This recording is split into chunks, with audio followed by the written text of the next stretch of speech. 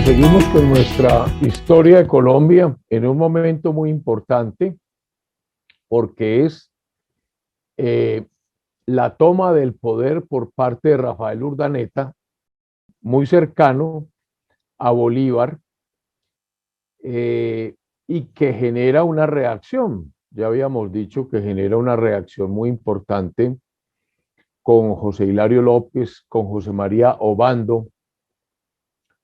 Recordemos que a Obando lo acusan por el asesinato del mariscal de Ayacucho, Antonio José de Sucre, en la montaña de Berruecos, por allá entre Pasto y Popayán. ¿Qué pasa en Antioquia?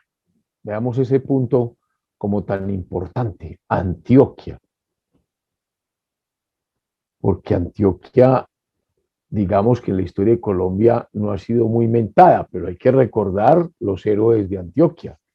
Atanasio Girardot, mártir en el Bárbula, en la campaña de Venezuela. Juan del Corral, aunque nacido en Monpós, siempre vivió en Antioquia, primero en Santa Fe y luego en Río Negro. Francisco Antonio Sea, quien aparece presidiendo el famoso Congreso de Angostura. Liborio Mejía, de Río Negro, el presidente de las Provincias Unidas de la Nueva Granada, que termina asesinado por Pablo Morillo, cuando viene la reconquista española.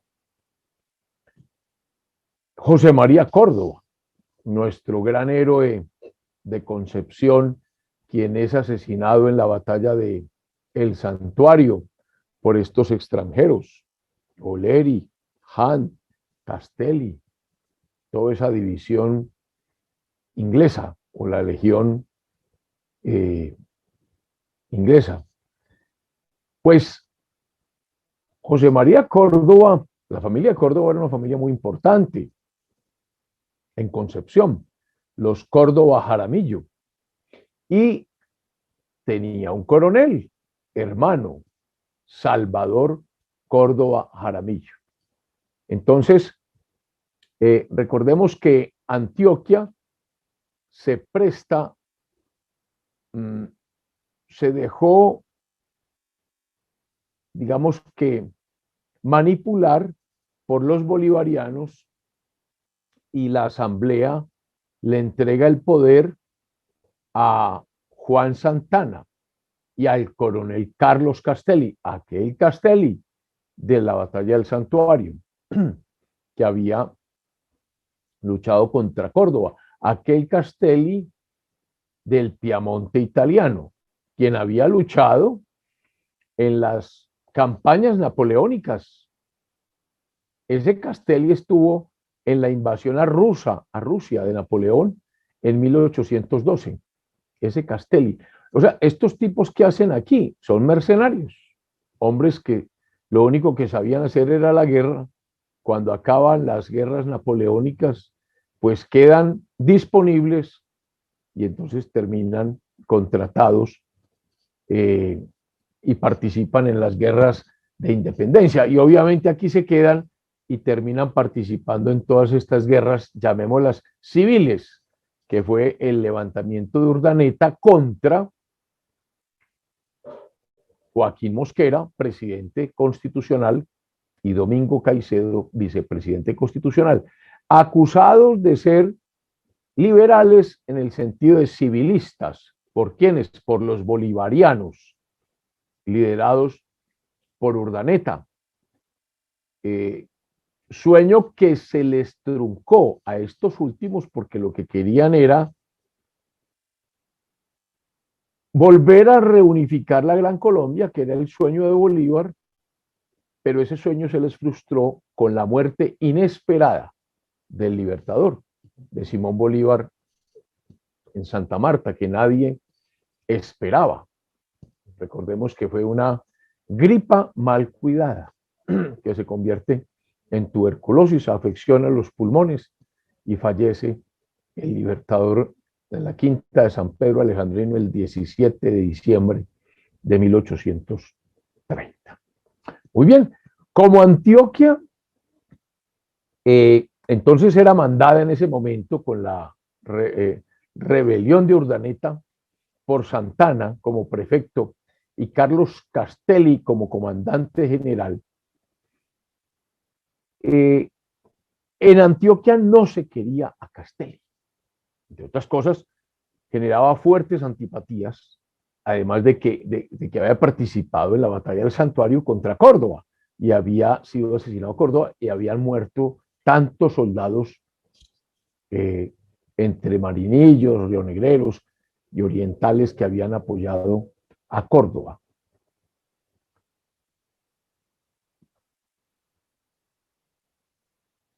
Se sabía que Castelli perseguía en Antioquia a todos estos patriotas que podríamos llamar liberales, es decir, que habían participado con el gobierno de Joaquín Mosquera y de Domingo Caicedo y eran bastante numerosos en esta provincia. Hagamos un análisis bien interesante. Los partidos políticos en Colombia tradicionales, el Partido Conservador, el Partido Liberal, ¿cuándo nacieron? Pues el acta de nacimiento de ambos partidos es 1848, 1849. Estamos apenas en 1831. O sea, estamos 17, 14 años antes del nacimiento oficial de ambos partidos. Pero, aunque esa acta de nacimiento data de 1849-1848, se podría decir de que desde la conspiración septembrina o desde antes, desde que Bolívar desconoce la convención de Ocaña al ordenar a sus partidarios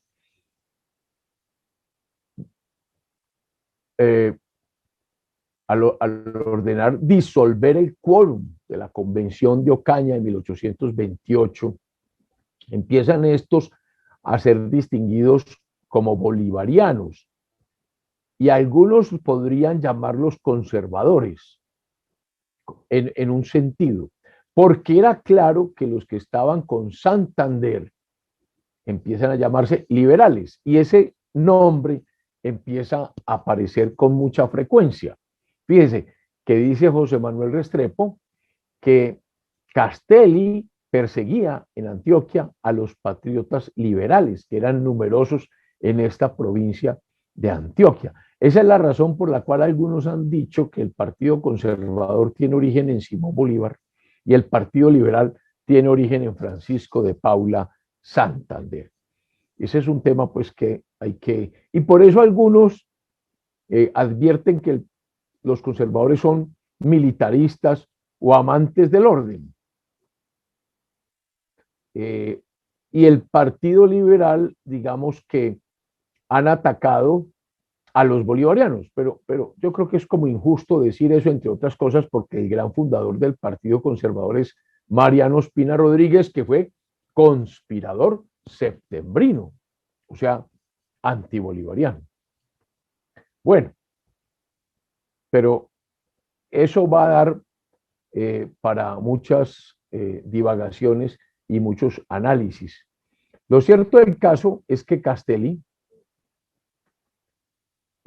persigue a favor del gobierno de Urdaneta y especialmente en esta provincia de Antioquia nada más y nada menos que a Salvador Córdoba. Salvador Córdoba Jaramillo, el hermano de José María, y no solamente a él, a su familia y a varios liberales que desconocían o tramaban por desconocer el gobierno de Urdaneta porque lo juzgaban que no tenía derecho ninguno para mandar. Esa era la opinión que había en el departamento de Antioquia.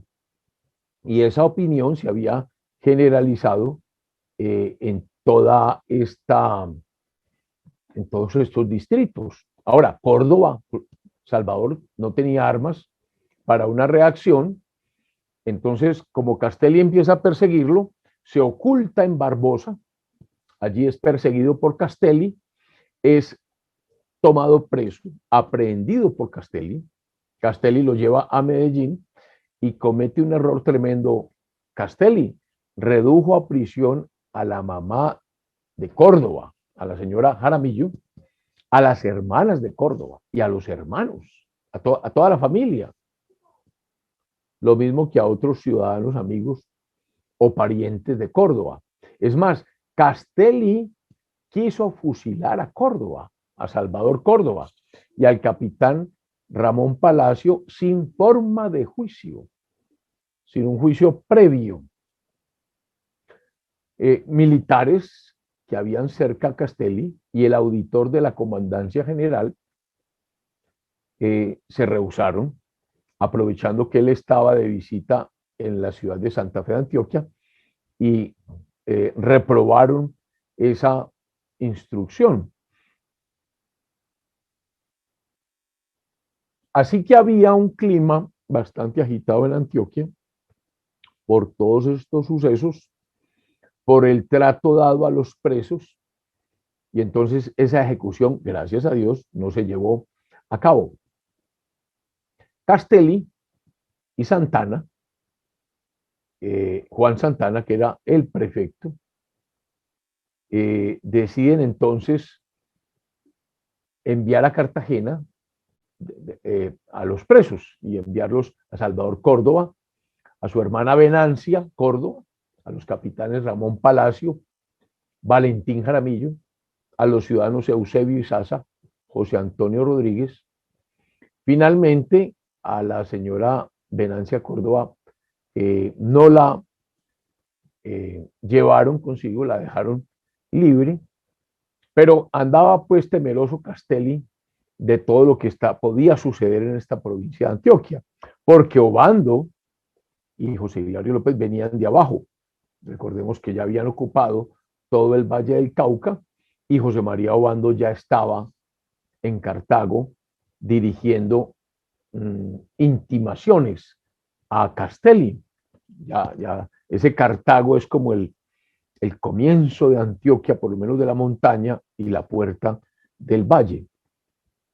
Esa expulsión de estos Córdoba y de estos ciudadanos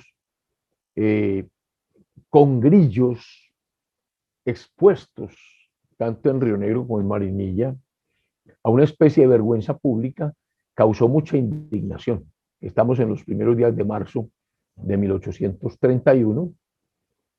El 14 de marzo fueron entregados en la aldea de Henares, bajan allá al puerto de Henares sobre el río Magdalena, que es, y se lo entregan al teniente Viviano Robledo, con una escolta de 8 hombres. Córdoba y sus compañeros hablan con Robledo, le dicen que esto es un error, que esta es una situación en la que Antioquia tiene que hacerse presente, lo convencen y el teniente Viviano Robledo los pone en libertad y se une con ellos contra Castelli, contra los opresores de Antioquia. Ellos entonces se van por el río Magdalena, desembarcan en San Bartolomé, a la orilla izquierda del río, penetran en Remedios, estamos en pleno nordeste antioqueño, allí son auxiliados por los vecinos de Remedios. Zaragoza también les presta voluntarios, armas, municiones, todas estas ciudades antiguas, Remedios, Zaragoza, marchan sobre Cancán, la famosa Amalfi, y Yolombó, todo el nordeste, y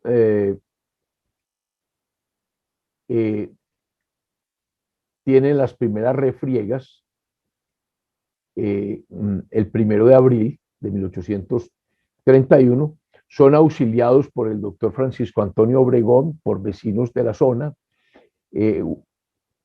un oficial alzate con cerca de 100 milicianos que había sido enviado por Castelli para acoger vivos o muertos a Córdoba y a sus rebeldes. Ahí están las primeras refriegas, y Córdoba sale airoso y aprehende 2 oficiales, toma prisioneros a 60 soldados. O sea, fue una primera gran victoria de Salvador Córdoba.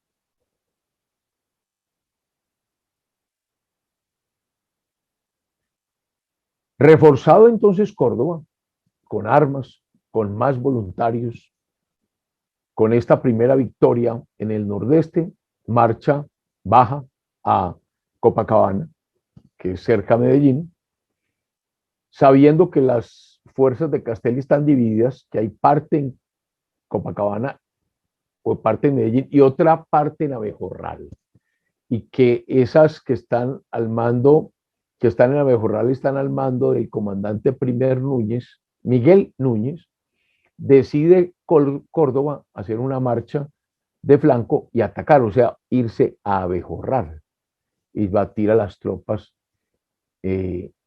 allí. Hay que también hacer una nota, cuando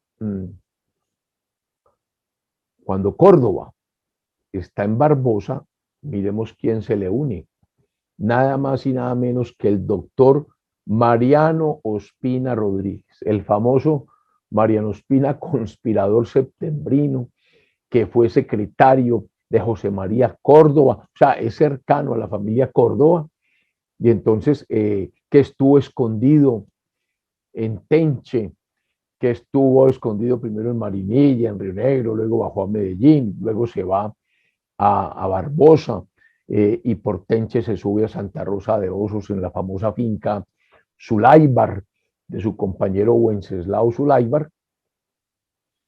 Entonces se le une el doctor Mariano Espina a Salvador Córdoba, eh, o sea, sale de esos lugares donde había estado oculto, vuelve a aparecer el doctor Ospina y juntos van a Medellín.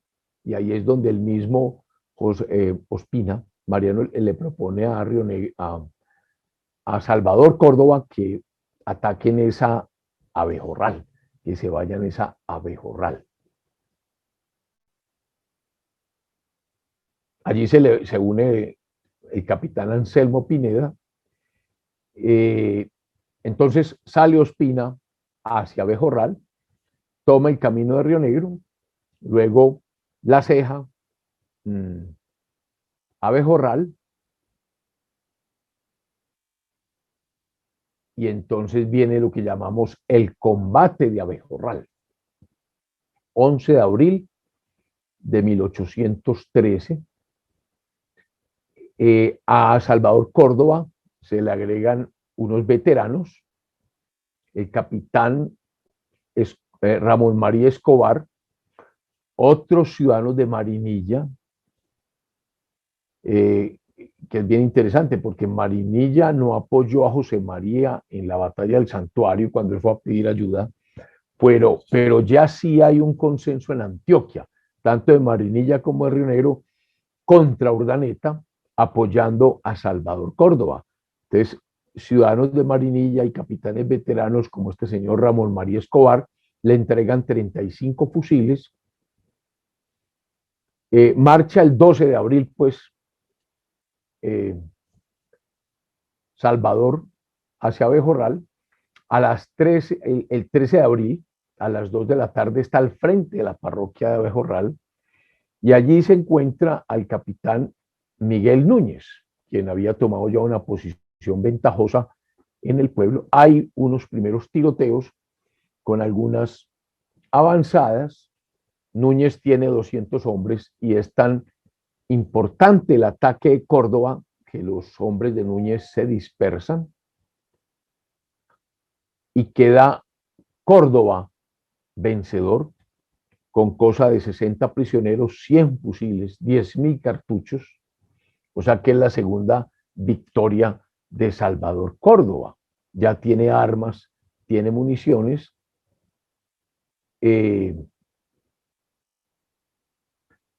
Luego se encuentra, después de esta victoria sobre Miguel Núñez, Córdoba, el 24 de abril, se encuentra con las avanzadas de Castelli, quienes están en actitud de combatir, y Castelli hace resonar las voces de que todo el que no abandonara al jefe rebelde, Salvador Córdoba, y se uniera a las tropas del gobierno, recibiría la muerte después del combate. Amenaza de Castelli. Esa amenaza irrita a todos los antioqueños, a todos estos liberales antioqueños, aumenta su valor y se rompe el fuego. Ya la batalla se traba en toda su extensión. Después de hora y media en que el enemigo combatía parapetado en las tapias del cementerio, se forzan sus posiciones y Castelli huyó cuando todavía hacían fuego sus soldados.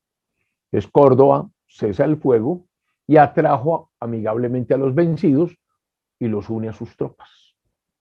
Entonces el ejército de Salvador Córdoba se crece, allí hubo 15 muertos, 21 heridos. Los liberales, o sea, los que están con Córdoba, fíjense que el concepto de liberal ha aparecido ya desde la Convención de Ocaña, Conspiración Septembrina, Rebelión contra Urdaneta. Toman 13 oficiales, 110 soldados prisioneros, todas las armas y municiones que Castelli tenía, y finalmente Castelli cae prisionero en esa fuga en La Ceja, en la parroquia de La Ceja del Tambo. Ya sabíamos o habíamos establecido que Castelli tenía ya entre su ejército soldados veteranos, oficiales veteranos, Escobar, Hoyos y el doctor Ospina, quien siempre aconsejaba todos los movimientos, demostrando no solo conocimientos de historia, sino militares. Bueno, hay que juzgar a Castelli. Refiere Estanislao Gómez Barrientos, que escribió un libro sobre Ospina, que don Víctor Gómez, un ciudadano de Medellín, relata lo que ocurrió con Castelli en una revista o en un documento que se llama La Justicia, por allá muy adelante, en 1882. O sea, dice don Víctor Gómez que hubo un consejo de guerra para decidir la suerte del coronel Castelli, que ese consejo de guerra lo componen el coronel Salvador Córdoba, Isidoro Barrientos, quien había sido soldado de José María Córdoba y ahora era comandante general del departamento. También están los doctores Francisco Antonio Obregón y el doctor Mariano Ospina Rodríguez. Que Ospina siempre fue de la opinión de la salvación del prisionero, o sea, que no lo ejecutaran, mientras que el doctor Obregón, Francisco Antonio, era el más interesado en que se le condenara a muerto. Y así se decidió por 3 que componían la mayoría de estos 4. Y se redactó la comunicación en que se ordenaba al comandante Ramón Palacio que al día siguiente hiciese a fusilar a Castelli en la plaza de Río Negro.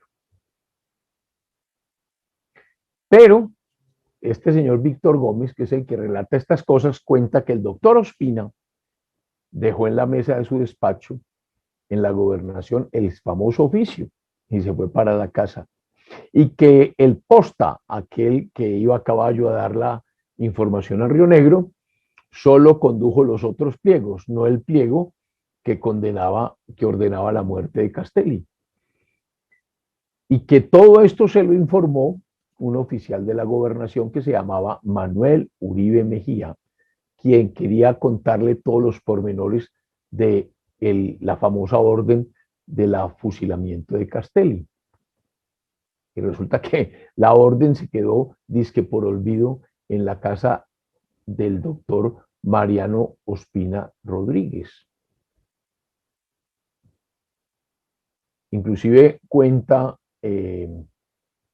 Víctor Gómez, que en ese momento era un joven de 27 años, y dice textualmente, con la sangre ardiente, suspirando por la ruina total y el exterminio completo de los que no eran de mi opinión, es decir, de la causa de la legitimidad, le dije al doctor Ospina, pero ¿cómo nos quedamos sin fusilar a Castelli? Y él me contestó, Ospina, tal vez sea usted el primero que califique de asesino al coronel Córdoba cuando ya las pasiones y los rencores políticos hayan desaparecido. Es decir, Ospina nunca estuvo de acuerdo con el fusilamiento de Castelli y escondió la orden del fusilamiento. Bueno, Córdoba, pues, Salvador entra en Medellín el 18 de abril, los habitantes lo reciben con mucho entusiasmo, con mucha alegría, se ven libres del yugo pesado del cual estaban oprimidos por Castelli, se alegran especialmente de que cese el alistamiento para el ejército, dice José Manuel Restrepo, alistamiento al que tanto detestaban siempre los antioqueños. Los antioqueños nunca hemos sido hombres de milicia.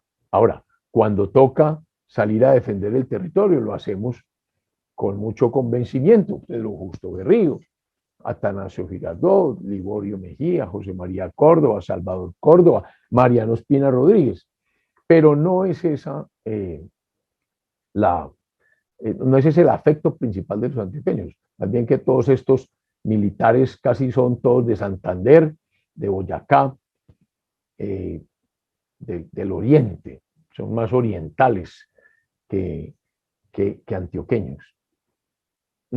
Córdoba, para que vamos dejando acá, es autorizado por actas de los pueblos principales de Antioquia, entonces manda a hacer, los pueblos, los padres de familia se reúnen, hacen actas y le confieren el poder a Córdoba. Así se hace, así se valida, se consolida una situación de hecho que es el gobierno de Salvador Córdoba. Entonces, se hace cargo del mando civil y militar autorizado por esas actas y desconoce con mucha claridad el gobierno ilegítimo de Bogotá que preside Urdaneta. Y entonces se pone a las órdenes del vicepresidente constitucional, Domingo Caicedo. Recordemos que es que Joaquín Mosquera se fue para los Estados Unidos y entonces Salvador Córdoba le envía a Domingo Caicedo a Anselmo Pineda para que le dé cuenta de lo que ha pasado en Antioquia. Los pueblos piden unánimemente que se nombren magistrados granadinos, no venezolanos, no extranjeros, y entre tanto se restablece el orden prescrito por la Constitución. Mientras se restablecía el orden prescrito por la Constitución, se acuerda la convocatoria de una asamblea departamental compuesta de diputados de todos los cantones de la región, y que esa asamblea prescriba las reglas al coronel Córdoba para gobernar provisionalmente el departamento de Antioquia. Dejemos acá, porque es muy importante todo este escenario que hemos plasmado sobre Antioquia y su participación en su reacción frente al gobierno de Urdaneta. Feliz semana.